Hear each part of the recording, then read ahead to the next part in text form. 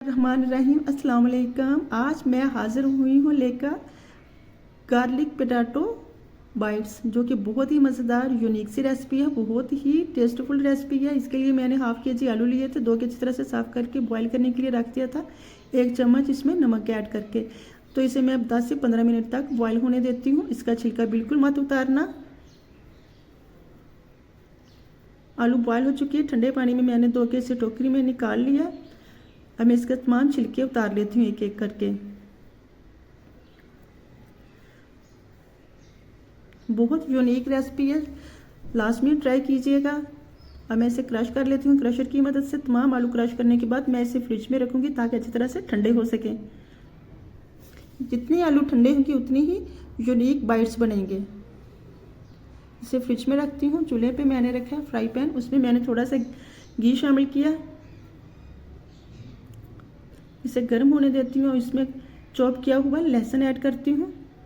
4 से 5 मैंने जवे लिए थे लहसुन के।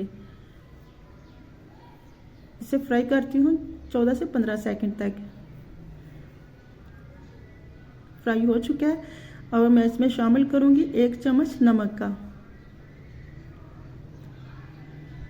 1 चम्मच लाल मिर्च जो कि कुटी हुई है। अब मैं इसकी बुनाई करूँगी 14 से 15 सेकंड फिर मैं इसमें शामिल करूँगी 1 कप पानी का, छोटे वाला 1 कप पानी का।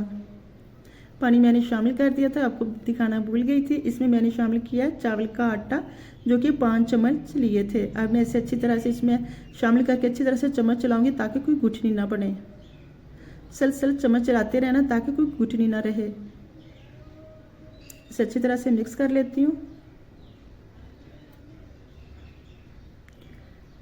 तो तमाम चावल का आटा अच्छी तरह से मिक्स हो चुका है। अब मैं इसे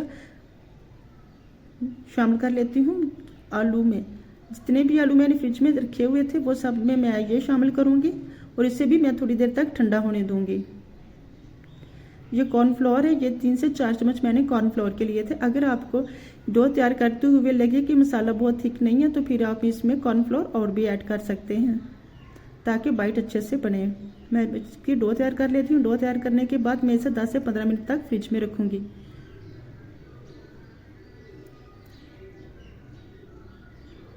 देखिए कितनी अच्छी डो तैयार हुई है। बहुत सॉफ्ट सी डो तैयार करनी है, बहुत हार्ड भी ना हो। फ्रिज से निकालने के बाद कुछ इस तरह का हुआ है। अब मैं इसके मोटे मोटे 4 से 5 अदद बाइट बना लेती हूँ, फिर एक एक करके मैं इसके छोटे बाइट बनाऊँगी जैसे आपको सही लगे।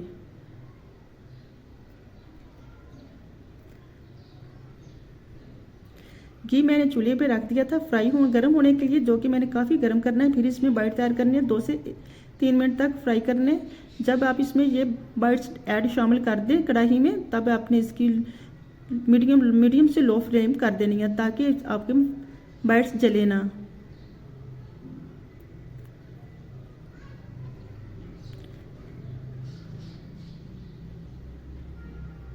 एक एक करके तमाम कढ़ाई में ऐड कर दूंगी मैं। मीडियम से लो फ्लेम ही रखनी है, बहुत ज़्यादा भी आपने हाई नहीं करनी। लीजिए बाइट्स बनकर तैयार हो चुके हैं।